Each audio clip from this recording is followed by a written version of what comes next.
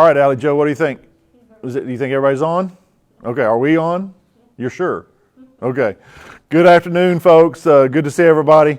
This is Ryder Warren. Good to see you tonight. This is going to be our last presentation to you before spring break.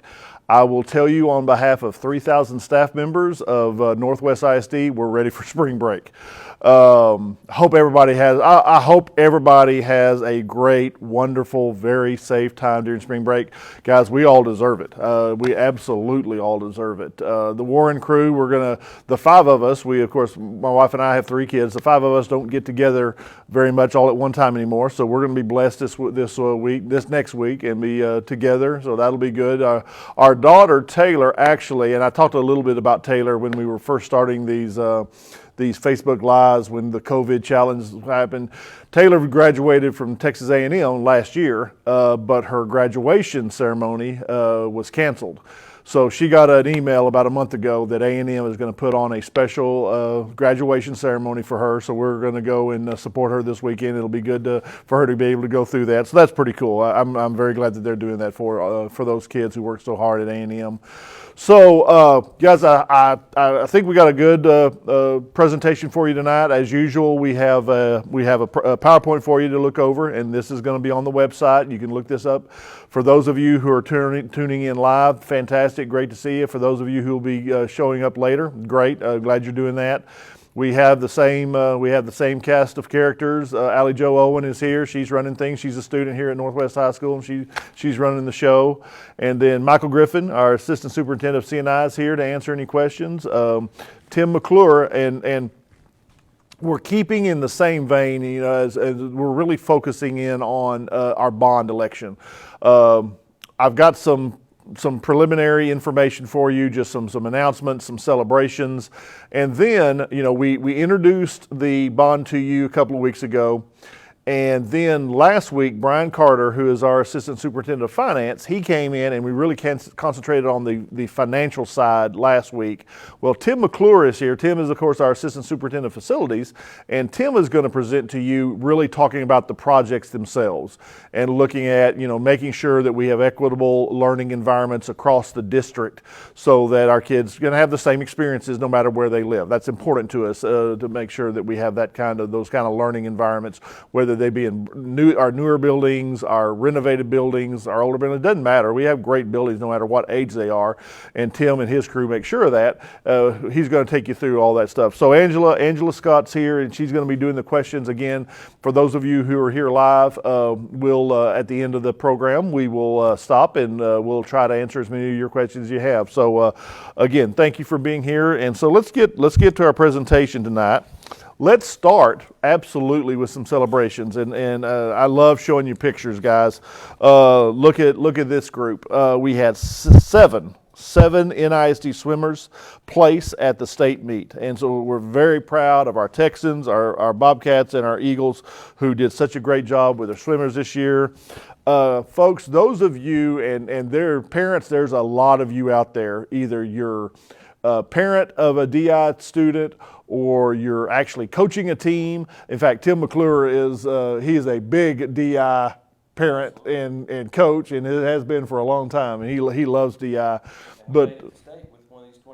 And made it to state. So there you go. So we're very proud of our Destination Imagination program and the students that are in there and parents. Great job supporting these kids. Folks, our expo has been fantastic. 1,200 student submissions about people and programs. Every one of our 30 NISD campuses has been represented. So visit that website to see our daily highlights of our amazing students on our expo this year. Look, there's some pictures of the kids. Look at that crew out there. So very proud of our kids who participated in our expo this year. Harper Williams, we've got an all-star kid from Beck Elementary School. She won the Science Snacks theme song contest. Her song was chosen from 100 entries. Harper, way to go. We're very proud of you. Look at our JCT crew. Our JCT crew are working on a school garden, and you can see all of them and the work that they're going to put into to beautifying their campus. Very proud of JCT. We've got Lance Thompson. Look at Lance Thompson, our early childhood program. Special thank you to the Van Hoften family and the Fidelity Charitable Giving Fund. We got a grant. Teachers purchased 16 scooters, tricycles, an adaptive sitting scooter, and outdoor toys. So, folks, thank you for supporting that campus, and thank you for supporting our kids in the early childhood classes. All right, parents and students, parents, caregivers, and students. Just some information for you. Very proud to announce. I think Leslie sent out this announcement a couple of days ago. But Ryan Barnhart, who is our current assistant principal at Northwest High School, he has just been named. In fact, we did this Monday night. He has just been named principal of Tidwell Middle School. So we cannot be more proud of Ryan as he begins his new leadership role in the district. Justin Vercher actually is the current principal of Tidwell. He is really not going anywhere. We're just moving venues for him. Justin is actually going to open our new Berkshire Elementary School next fall, and so we're very proud for Ryan to take over when we got a phenomenal staff and families and students at Tidwell. Folks, we have talked about this a few times in Facebook Lives. We gave, in fact, Tim gave a big presentation about this about a month ago for Facebook Live. We have made the decisions on our new attendance boundaries. If you are a family that you know you're affected by these, if you want to look up the decisions, go to that website right there, attendance boundaries. And you can see everything that we've done. You can look and see the choices that you're going to have and all the areas that are affected by that. So that was good. That was good to get that decision made.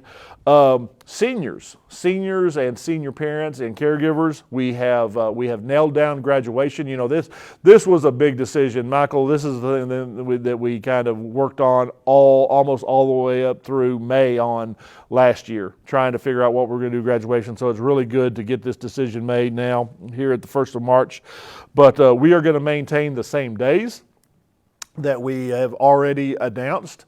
And so on Tuesday, the first graduation will be actually Friday, May the 28th for Still Accelerated High School, and they're going to stay at Northwest High School Performing Arts Center, and they'll be at 7 o'clock. So their graduation really still kids, students. We're not changing really yours at all. For our 3 comprehensive high schools, we are going to officially be at Northwest ISD Stadium, our big stadium here at the Central Campus. As you know, we're not changing anything up about your times. It's going to be all on Tuesday, June 1st, as we originally had on the calendar. And then we will have a 10 a.m. Northwest High School, 2 p.m. Byron Nelson, and 7 p.m. Eaton High School. So we think that's going to be a great setting. That's what we've been working on, guys, is to try to find the setting that will mean the most for students and really put the spotlight on our students. And we're so proud of them for being able to graduate. So another question we're getting, especially from our high school crews, is prom. Guys, we're still working on prom. Information is coming soon. We actually, at all of our high schools, we actually have a committee right now of students, staff, and principals, along with the district's COVID committee, is working together to really develop those parameters. And so if you know a student, a staff member, or a principal on those campuses and you want to know the current updates on that, you can go to the students and staff, and they'll be able to tell you. And then we're going to work through that and really try to find those year-end activities, especially prom, to give everybody a very memorable experience for be able to do that. Okay, so for our presentation tonight, again, Bond 2021, we want to make sure you have the best information in front of you to make your decisions when it comes to election. And guys, remember parents, remember taxpayers, voters, we don't say if you vote. It's when you vote. You need to make sure you vote, whether you do early voting or that day. Please make sure to vote. But we have called a $745.7 million bond election for May 1st. Again, as Mr. Carter talked to you about last Facebook Live, this will produce no change in our current tax rate. We talked to you about the growth that we are sustaining, the growth that we feel is here now and that will be here in the future. And we've talked a lot about that. So what we wanted to do, now that Brian has explained the business side, we wanted Tim to come in now and really talk about specific projects and really give an in-depth look at the project themselves. And again, as we're trying to make sure kids have very similar environments, no matter where they live in the district, that's very important to us. That's right. Yep. That's right, Dr. Warren. So yeah, we're excited to talk about these projects tonight. We're going to start off just by reminding you about the 4 different propositions that are out there. The Prop A on the next slide, on the Prop A, B, C, and D. That's in a response to what is required to us now by law. They dictate what goes in each of those silos for each prop. So Prop A is the bulk of it. It's the capital improvements. You see all the projects there. We're going to get to Prop B, C, and D towards the end of this presentation, so we're just going to jump right into Prop A. I'm going to try to go through a majority of these projects. We won't hit them all just for the sake of time, but I will point you to the website to be able to go where you can see by school, by project, all the details that we have. We're continuing to upload more and more information to the website, so everybody has that information there. But when you get to the website and you click on the bond proposal, you're going to see this list of projects. You're also going to see a tab next to this, 3 tabs for elementary school, middle, and high school, and you can actually select one of those, go straight to your campus and see exactly what's there. But we'll jump into these. I'm going to go ahead and start with the new schools. So we'll jump to new elementary school number 22 and 23. These are our prototype schools to keep up with the growth that's going on throughout our district. We're showing there that these are estimated to open in consecutive years, 23 and then 24. That's just all growth driven, so as long as nothing changes and accelerates too quickly or decelerates at all, then we expect those to be the years that those open. And you can see there we're tracking, you've heard Dr. Warren mention this, you've probably heard me mention this, we're tracking over 90 housing developments right now in the district. Our latest demographic report just came in on Monday, and we've actually started double the amount of homes in the 4th quarter than we had in any of the previous 10 quarters. We started over 1,000 homes with all those developments were started in the 4th quarter alone. These are the prototype elementary designs. They're designed to serve 850 student capacity, which is exactly where we want our elementaries to be. Located in neighborhoods, we want that to happen as well. And then we're tracking those areas. You see potential locations there. One of the things that's probably the most difficult part of our job is trying to determine and forecast how those neighborhoods are going to build out. And sometimes a neighborhood might slow down and sometimes they might speed up. So as opposed to just really telling you exactly where they're going to be, I've kind of shown you areas of where we're monitoring because we know the growth is very heavy up in the North Lake, Justin area, and very extremely heavy down in the 287 highway corridor down in the Tarrant County area. So that's a look at those 2 projects in the elementary schools. The next one there, middle school 7.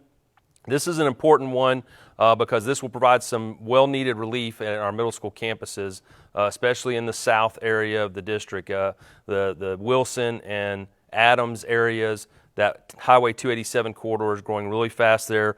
I want to point out something. You see on the slide there kind of the proposal of what the school site will look like, and you see Prop A and Prop C. And we've talked about this before, but just want you to realize that we're being mandated to separate things based on their categories. And one of those categories is if it is a recreational facility that is not a playground or a gymnasium, then it has to go on a separate prop. So that's why you see the tennis courts, the track and field implements, and the field all as a part of C, even though that's part of the project to build for middle school A so that we have that equity from campus to campus. One of those could pass, one of those could fail, and then it puts us in a bind on how to serve those students depending on what happens. So just realize that those projects go together even though they're separated. And there's additional stuff in Prop C, and like I said, we'll get to that when we finish the Prop A stuff. But it's very important to look at that diagram and understand the school is in Prop A, and the athletic fields, tennis courts, and the track are in Prop C for that middle school. The capacity will serve 1,200 students. It is, really taken a cue from Adams Middle School. So we've taken all the good components of Adams, kind of reshuffled them around to give it a little bit more uniqueness, but it's really the similar layout to Adams and the projects that we did there. And when we opened that campus, we've worked with our curriculum folks to make sure we're taking everything that's the best of Adams on forward. The next slide, I just want to talk to you real quickly before we get into anything on the actual replacement schools. Just to make sure everybody understands our feeder pattern and how that gets built. We used to be a 650 elementary school that went to 1,000 middle school that went to a 2,400 high school, 2,400 student high school. In 2011, the state took some money away from school districts, and our board at that time kind of reshaped our district. And Dr. Warren's talked about this several times. It's a huge benefit for our district moving forward because by going to that 850 elementary school that then feeds a 1,200 student middle school and then feeds a 3,200 student high school, over the course of the build out of this district, when we get to be 90,000, 100,000 students, that's 4 times the size we are today, that actually eliminates somewhere between 25 to 35 campuses for us. So that decision to help us be more efficient, not have to bring as many schools on board to serve our students and our growth was a really good thing that was happened back in 2011. We're almost there. We're catching up some older campuses that need to go to 850 to help serve those capacities. And that kind of leads into this next slide. I want to throw it to a quick video before we get into these sides. Communications department worked with us this week, and we just went out. I went out this week and tried to show some differences to help you see and visualize the differences in some of our older spaces and those equity challenges that we have as we go to bring those into the new spaces with new replacement schools.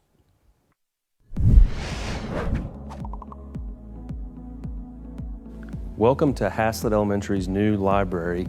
This is an open concept library. It allows the library to serve as the heart of the school. Students can come and go throughout the day, easily accessing student books and library resource materials. And this is the type of environment that we want to be open and encouraging for our new elementary schools. We're now in our new maker space at our elementary schools. This is a great space that provides a lot of flexibility. It allows students to do things from circuits to Legos to rockets, all within the confines of being able to work together in a very flexible space. It opens into the library and it opens out into the courtyard, so it could actually serve as a presentation area as well. Everything from the furniture is flexible, it can move around, to truly the power that they may need for some of their work. It's flexible and can go right back up into the ceiling.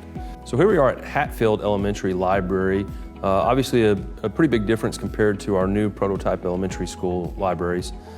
It is an enclosed space. The furniture is not flexible, it's stationary, and it just doesn't have that open feel that becomes the heart of the school like we've tried to do in that new prototype.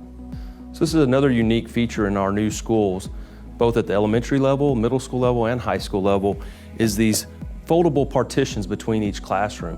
It allows for classrooms to collaborate together or work independently. These walls are also magnetic as well as dry erase. So you can see they have magnets on them, they're pinning up students' work, but at the same time, they're very easily maneuverable to open up to the other classroom and share classrooms between teachers. Here's one of our existing classrooms at one of our older campuses. You can see there's more stationary items, built-in bookcases, built-in lockers, and it doesn't have the flexible wall between the two classrooms that we're seeing and we're putting in our new elementary schools. That wall that has that magnetic ability, that dry erase board material, as well as being able to open that wall and cross-collaborate between classrooms. This is a brand new space for us. This is a grade level planning area, so each 2 grades share this space. In this one, the first grade shares from this side, and second grade shares from the other side of the hallway. This is a great space for teachers to come together and collaborate their planning lessons as well as their students' individual goals.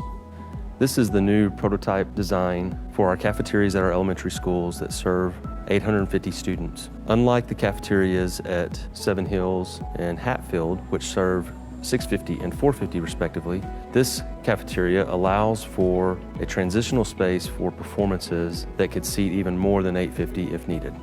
Here we are at Hatfield Elementary, their cafeteria, and this actually houses only about 450 students. You can see the cafeteria size is much smaller than what we're doing at our new elementaries. So we're standing here on a typical Northwest ISD new standard playground for our upper elementary kids. What I really want to show you today is the surface that's here. This is a rubberized mulch that's bonded together. It's not your traditional wood chips.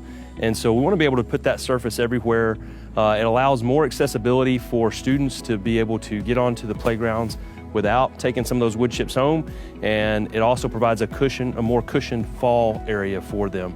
In addition, part of the bond is also looking towards adding more handicap accessible play elements on our playgrounds. So putting those elements in place, as well as providing a surface that our students can get to those elements to play with and to stay engaged with their classmates. Here we are at one of our other older campuses, playgrounds, and as you can tell, it has the wood fiber chips in lieu of that rubberized fiber that we talked about earlier. It does make it a little bit more difficult for children with accessibility needs to get onto the playground, as well as if you look at the playground, this is one of those playgrounds we would want to upgrade and provide more accessibility components for those children. Okay, so hopefully that gave you a really good perspective of kind of what we're talking about when we're talking about replacement school, to bring that up to the current district standards for delivering education and for that collaboration space and for all those equitable components that we're trying to provide for our older campuses. I've got the Hatfield School up here. Of course, you can see that its original capacity is 450 students. Remember on that slide I just showed is 850 is what we're trying to get to. The core spaces at Hatfield just really don't allow for that school to be able to grow to 850. In addition, it's one of the fewest, or it's one of the only schools that is not in a neighborhood or adjacent to a neighborhood. It is here on Central Campus, so we don't have that neighborhood feel, that community feel with our neighbors that attend Hatfield. So we're looking to try to relocate Hatfield into an adjacent neighborhood right here near Central Campus, get it to that 850 capacity, and be able to support the growth of the community through there.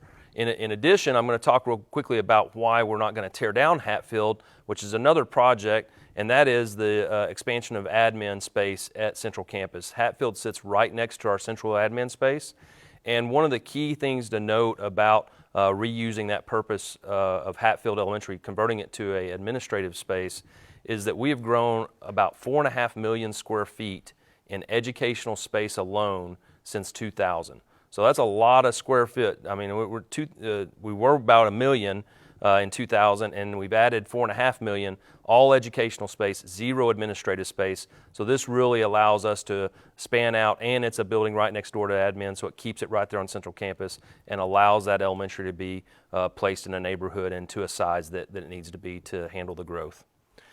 The next one, Seven Hills Elementary School, is out on the west side of the district.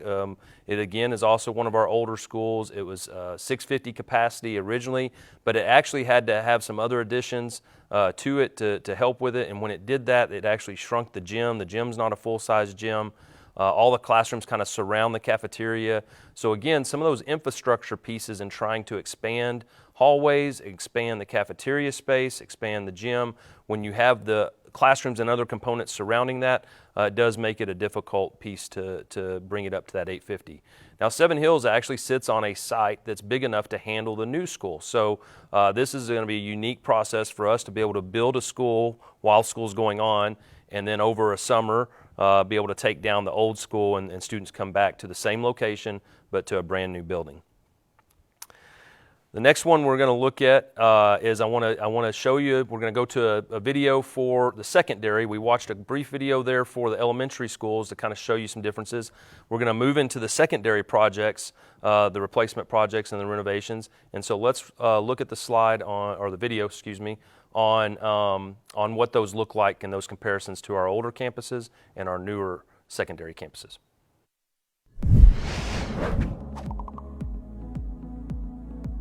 Okay, here we are at Eaton High School, and this is one of the collaboration spaces that exist in every pod of Eaton High School.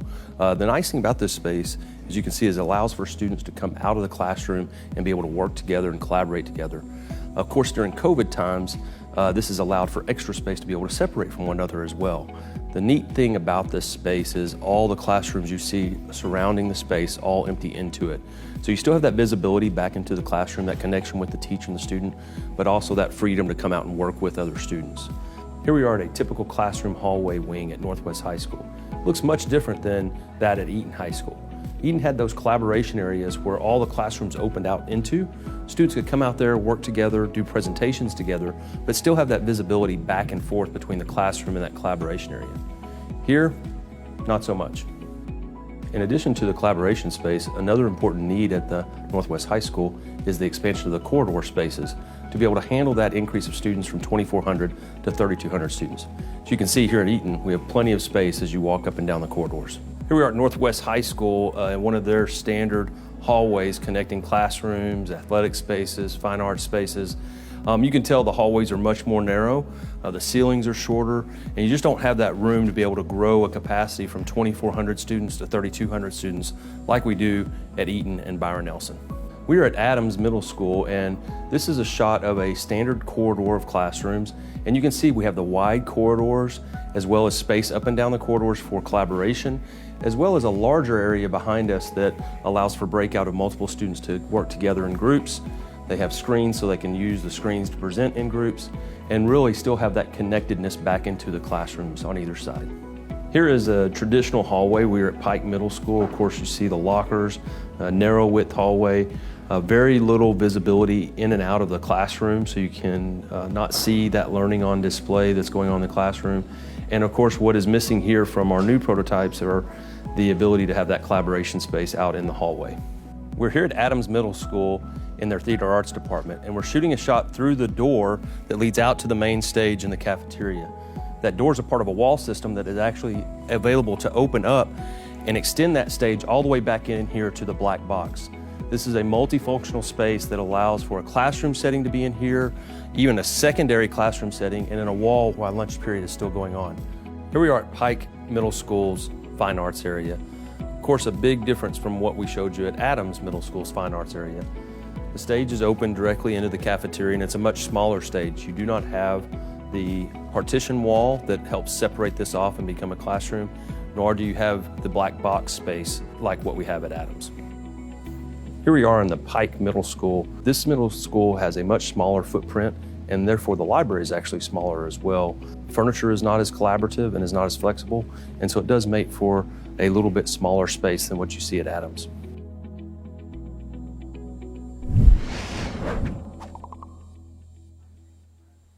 Okay, so there you go. There's a quick video of showing some of those spaces at our secondary campuses. We got up now the Pike Middle School replacement, really expanding that whole building to be able to handle 1,200 student capacity.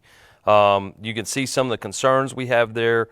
It was actually a pre-engineered metal building, which is a good building. It just doesn't allow for expansion very easily, and it's not able to accommodate the growth in those collaboration spaces. Again, the cafeteria, the kitchen, the stage, all that is surrounded by classrooms and corridors. There's really not any room to expand those areas. The hallway sizes are small. And then we also have some aging utilities and infrastructure pieces there with some gas lines and plumbing lines and other things that need to be replaced within that facility. So there's the real meaning behind the request to replace this facility. Now, the one good thing about Pike is the tennis courts, the football field, the track, those amenities behind Pike, we're going to leave in place. Again, this is a site that we will be able to reproduce the new school on site. A couple years ago, the board had the foresight and vision to purchase the land immediately adjacent to Pike. That's many of you may know it as One Horse Farm, and so we are able to go ahead and build the new Pike on that site while the existing Pike stays in place, and then still be able to use those amenities as we move forward. The next one I want to talk to you about is Northwest High School. And of course, we saw some of those images in the video as well, and there's some on the screen there for you. Again, this is really a matter of getting it up to that 3,200 students. We just did this at Byron Nelson. We just did this at Eaton High School. That was a part of the 2017 bond. We added those spaces there to increase those core capacities up to 3,200 students. And same thing here. We have some older portions of the building that we will probably take down and help with that recreation of those spaces. We're going to be able to expand some career and technology spaces, and then remodel and renovate certain areas that aren't quite as aged as some of the other portions of the building. The aerial map here shows actually the site that we've worked with initially to try to get some cost on this building, and worked with some architects on some planning, as well as our curriculum staff and our high school staff. So this is just a very general description of what the areas of work that we think we're going to have to do for each level of color there. So you see the red is kind of new construction areas and some demolition. The kind of gray blue is major renovation of spaces, and then the gold color, the yellow color, is minor renovations of spaces. Really, those are some of the newer portions of the building. So upgrading the finishes, the floor finishes, the walls, that type of stuff. And then you also see some on there that aren't coated, the white spaces, and those were all in 2017 bonds. So we've already been able to upgrade the TV studio like we're in right now, some of the other CTE spaces here at Northwest High School, as well as the Performing Arts Center has just finished its major transformation. So really kind of a project to bring that school into the same level that you see at Eaton and Byron Nelson. Next, moving into pre-K classrooms. This is, again, one of those mandates that was, it's a great mandate. Dr. Warren has mentioned this several times, but this is one we're actually happy about. Full day pre-K. We are working, as the state allows, to kind of slow roll that into our campuses. And so what this does is allows 11 of those elementary campuses to have those pre-K classrooms added to it. And so we can start adding pre-K, full day pre-K to our system, our educational system and our elementary schools across the entire district. One of the other ones I want to talk about is West Operations Facility. So that's, you see the West Operations Facility on the right of your screen, the existing Central Campus Transportation Center on the left of your screen. We were able to purchase that West Operations Facility about two and a half, 3 years ago as an expansion for our bus lot and for our bus routes, especially those that are going on the west side. This saves us money. They don't have to come back to Central Campus. We got a great deal. This used to be a gas well company site, and of course, when the market started going down a few years ago on gas wells, we were able to capitalize on that and get a pretty much about a 3-year-old building with this site. What we're asking for in the bond here is, you can kind of tell from the aerial, we just don't have, it was a gravel lot. It doesn't have the fueling tanks that you need to fuel those buses. It doesn't have the parking spots, the site lighting to protect the drivers as they get out there in the early morning hours to get on the buses, as well as some of the equipment needed to work on the buses in that facility. Have the space, they have the full size garage. We can pull several buses into the garage, but some of the lifts and other equipment that you need there, as well as the fueling station, are all key components to bringing that up to a fully functional operating center for the district. The next piece here is dealing with deferred maintenance items or infrastructure lifecycle replacement pieces. We've got several things listed there. I just want to touch on these as highlights. The roof replacements, we have several roof replacements that helps increase the insulation, that helps ultimately lead to better energy costs, as well as just preventing leaks as roofs age, and as we go through our Texas heat and our Texas storm cycles, these roofs are just reaching the end of their life cycle. Hard floors, that's usually your corridor floors, the VCT flooring. Everyone probably, you might not know it by that name, but that's the kind of the traditional flooring that we've been in schools for decades. It's the one they have to come and wax every summer. They strip it down and wax it every summer to protect it. We're moving away from that. If you've been in our new campuses, we're going to a flooring system that has the same life cycle, will last you about 15 to 20 years, but you don't have to wax it every year. So it's a reduced burden on the maintenance and operation dollars to be able to put that material in, and then the price point for putting it in is basically the same. So we've got some hard floors that are due for replacement, some carpets that are due for replacement, our HVAC equipment, so our heating and cooling equipment, again, nearing the end of their life cycles, and so we prepare for these every bond to take care of the buildings that we have and keep the equipment that is operating those buildings recycling as they run towards the end of their life cycle. You also see fire alarms on there. There's a kitchen floor at Prairie View, as well as some gymnasium materials, some gym floors and bleachers and stuff that need to be replaced. Going project by campus, I just threw this in here. We're gonna go through these pretty fast. The first one there is Just Elementary. I want to say I didn't put them all in here. I wanted to put a few examples in here. I would again ask you to go to the website. Every campus is listed. You'll be able to see if it's getting replacement floor or roof or HVAC, like Justin, you can see those life cycle replacements there. I would say in general, on almost every project, unless it's a really brand new project, maybe something like Lance Thompson, you're going to see the safety and security elements and the technology elements shown there. And each slide is going to show you what's on Prop A and then what's on additional props. And for this one, you see Proposition D there. That's the devices for teachers and students. Talk about that as soon as we get through this. But there's Justin Elementary. Here's another example, Lakeview Elementary. Again, you see a lot of the same stuff, some of that life cycle replacement costs, those added pre-K classrooms for that full pre-K mandated full day pre-K, as well as the continued device refresh for students and teachers. The next one there, Sendera Ranch Elementary School, a lot of the same stuff. Those playgrounds, you're going to see the playgrounds as one on the elementary level too that's really spanning across all elementary schools, unless of course it's that brand new school like a Lance Thompson or a Hatfield Elementary. However, those were not built with some of the additional space for pre-K and some of the additional accessible play elements, so there are pieces of that you will see on those.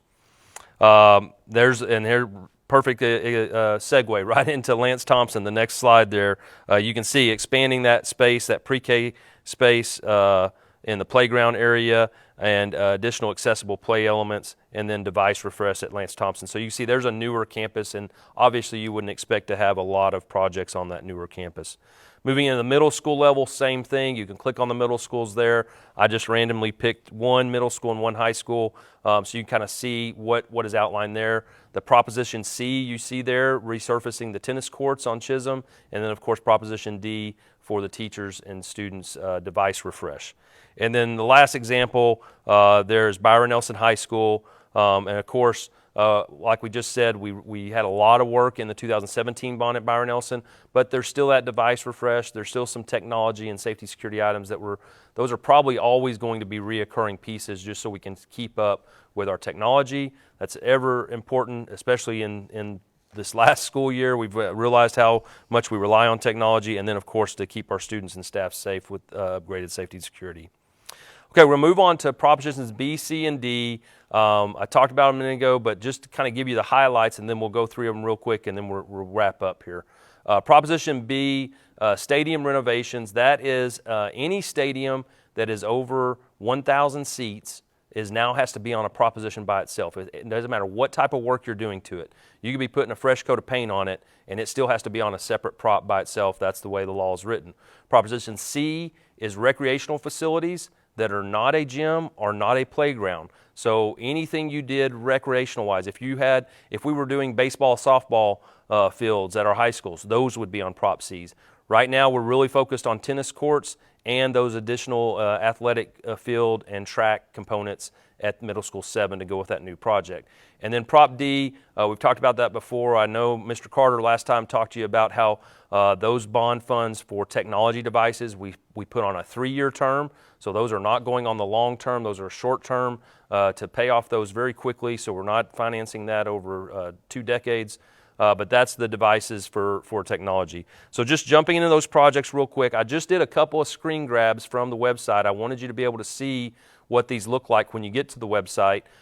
You can see here NISD Stadium, so this is the Prop B stuff. You see the proposal, the prop it's on, the amount for the project, and a project description. Really for the NISD Stadium, the only thing that's there is really upgrading or replacing the end-of-life lighting on the stadium. That stuff gets about 20 years. We're about 16 years old, so sometime in the next 3 to 4 years we're going to need to replace that lighting. It's actually a good benefit for us. It'll go to LED lighting instead of halogen lighting, so there's a cost saving on the utility side. And then really the bulk of Prop B lies in the Texan Stadium, Texan Field. That's a complex that was originally built in the 50s, been around a long time. It's got some deteriorating, aging components that we need to take care of, the press box, some of the bleachers, the restrooms. We see it all listed there. And so the bulk of this proposition is really focused on bringing that facility up to the standard of the district. The next one there, Proposition C, is the middle schools we talked about. We talked about that Middle School 7 There's the diagram again, what's in Prop C, what's in Prop A, and then of course the middle school court resurfacing. So we have 4 courts listed there.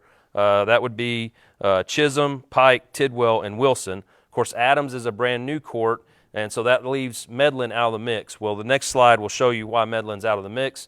Medlin actually doesn't have a set of tennis courts. We've been lucky enough to work with the city to use their 2 courts. Now our standard is 4, but we've been lucky enough to work with the city for our tennis kids at Medlin to be able to walk across the parking lot and use those. We'd like to go ahead and get that equitable state of tennis courts produced at Medlin so they're just like the rest of our middle schools. Also, our middle schools' tennis courts always remain open for the community to use too, so that also is an added benefit to our community. But you can see where our location is that we'd like to put them right there in the back of the building next to the athletic field and court. And then the last prop there is Prop D. I mentioned just a minute ago. That's that growth devices and life cycle replacement devices. Just once those computers reach the end of their life cycle, it's usually about a 4 to 5 year term, as well as handling all the growth of students and staff moving into our district. That's what that last proposition is for that. So, Dr. Warren, I tried to cover everything as quickly as I could. Hopefully gave a lot of in-depth knowledge. I'll turn over to you to kind of finish out talking about voting and the website. Yep, Tim, you did an excellent job. Thank you. All right. So folks, newbies, if you are new to the district, remember, please register. You have until April 1st to register to vote for this upcoming May election. Early voting will start on April 19th, and then, Angela, actual election day is on Saturday, May the 1st, to be able to do that. And as Tim just did a great job explaining everything, please educate yourselves on everything that's bond, NISDTXbond.org, and that is a great website for you to do. And remember, we want to come to you. There's some folks in our communications department. They're doing a great job reaching out to HOAs. Angela's reaching out to city councils, to county commissioners. We're going to come to you, and we will put on this presentation as many times as we have to make sure we have spread the word, the information about the bond. But if you don't hear from us, if you're a part of any kind of group that you want us to do and you don't hear from us, please make sure you call us, and we will absolutely sign on to do that. And then parents, students, caregivers, everybody, staff, we have spring break coming up. So we, from March the 15th through the 23rd, which that's Monday and Tuesday of the next week, students will be on spring break. All staff will go through the 22nd. And then, Michael, as soon as spring break's over, we're rolling downhill toward the end of the school year. We're going to get really, really busy, even though we're really, really busy right now, but we're going to have a great end of the school year after spring break.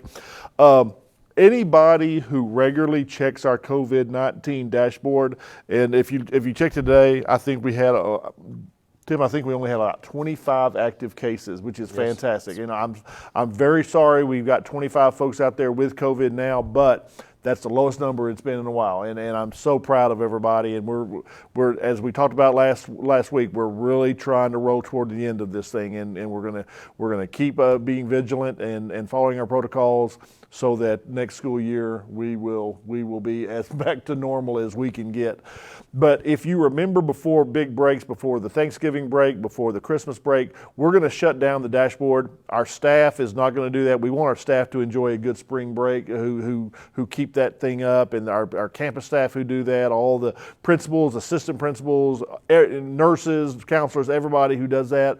They're going to take a break from that, so you won't see that the dashboard up during spring break, and we'll get it right back up after spring break, and then we'll be ready to roll toward the end of the school year. So yes, Tim, you did a really good job. Appreciate all the information about the bond.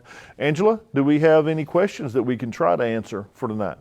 We do. Let me start just by saying, Tim, you, and then Rhett in our communications department as well, got quite a few compliments on your video. So job well done there. Rhett Schwarzkopf followed you around that day. Yes. To do that. He does an excellent job in our communications department with our videoing. Yeah, as long as we don't roll out the bloopers reel, then we're okay, I think. So we're not going to do that. we are not going to. Maybe at convocation next. Yeah, I hope not.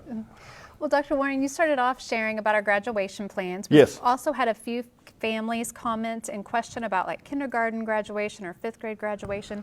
Would you like to update us on some of those Michael, plans? would you? Yeah, please. Yes, so as Dr. Warren said, right after spring break, we will be finalizing all of our plans. Our campuses, the principals and teachers are already starting to work on all of our end of the year celebrations and what those will look like this year. That also includes kindergarten roundup, and our kindergarten celebrations, award ceremonies, and all of those end-of-year activities. We are working on plans for those and finalizing what those will look like this year. And so to be determined, communication will be coming out as soon as we know? Yes. Okay, very good. Right. Someone asked, is this going to be an all or nothing vote? And then there was, of course, some conversations about the different props and the laws that change there. Yep. Do you want to explain a little more? So when you go, and again, we're not saying if you go, when you go to your voting place and you get in front of your machine, as you dial through the machine, you will vote on 4 different propositions, again, by law, and Tim did a great job explaining that. So you'll have 4 different areas of the voting when you do that. Whoever else, whatever else is on depending on where you live, you know, what entities are having elections, you'll have 4 votes for the NISD bond. So it'll be Prop A, yes or no, Prop B, yes, no, C, D. So that's how you will roll through there. You'll roll through there. The machine will have you check your answers again, and then you'll certify it. And so you'll have 4 different votes because of the propositions. Again, the state has separated the propositions. Old days, you might have had 1 vote, yes or no. You might have had 2 propositions, yes or no, depending on how the board organized it. By state law, now you have the 4.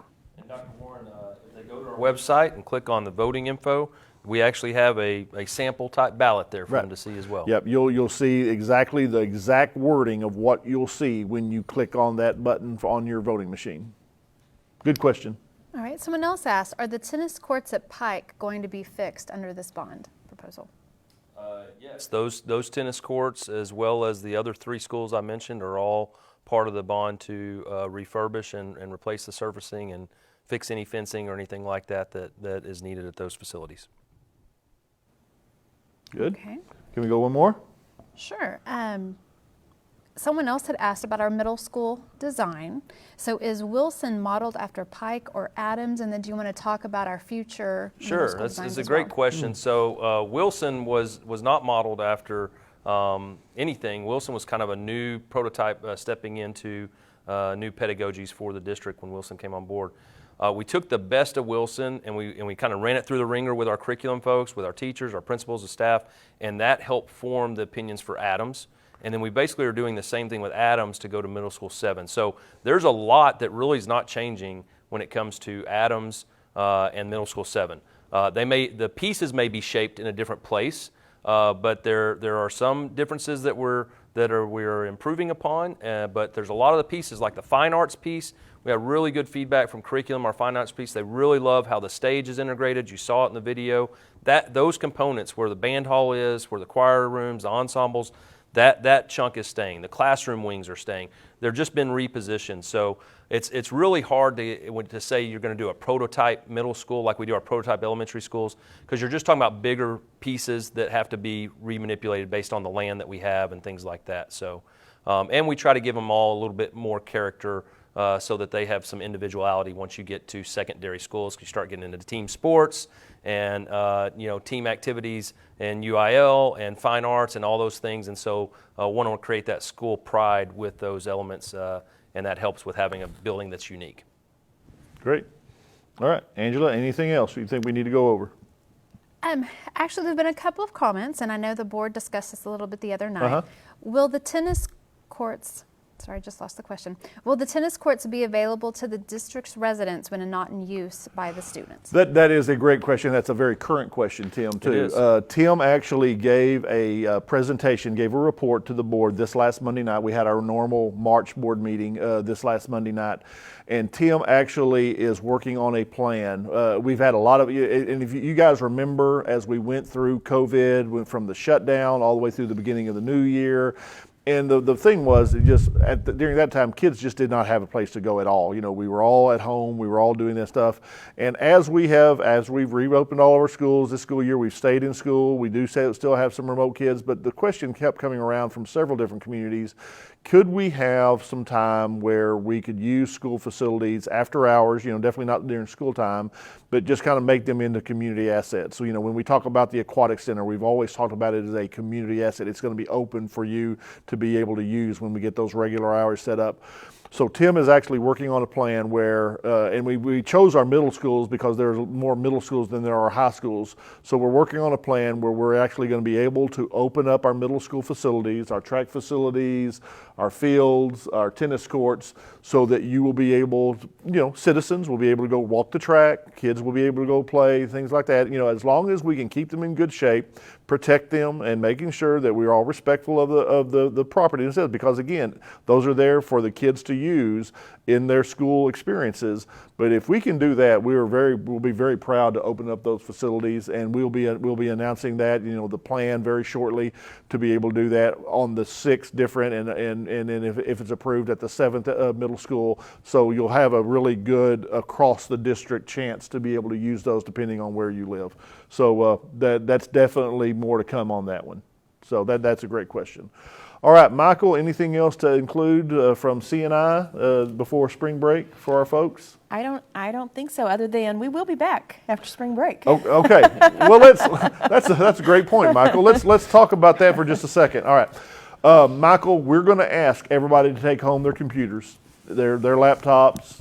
Yes, we are, just like we did Okay. at Thanksgiving and at Christmas. All right, so just read into it exactly what it's meant to be. We're going to ask everybody to take home, just in case something happens during spring break. I do not think the governor is going to call off school again. I do not think that's going to happen. But if we have students who may need to stay home, or if the kids want to work on things, spring break, I know that would be a stretch, but we're going to ask everybody to take home their technology during spring break. We're going to start school right back up after the 23rd. All right. We are, all right. So we will ask everybody to take it home. You know, make sure to do that. But we are fully planning to start the school year. Michael, I think we were up now, and we're starting the last 9-week grading period. I think Yes, we're up we to are. 83, 84% of people kids who are in person, which means 16 to 17% of the kids are still in remote. All right, whatever platform they're on, we're going to crank right back up after spring break, and be glad to do it. So, yeah, thanks for saying that, That's Michael. Tim, anything else for the good of the group? No, sir. Okay, you did a great job. All right, folks, again, the emphasis is on be safe. All right, have a wonderful, wonderful spring break. Be with your families.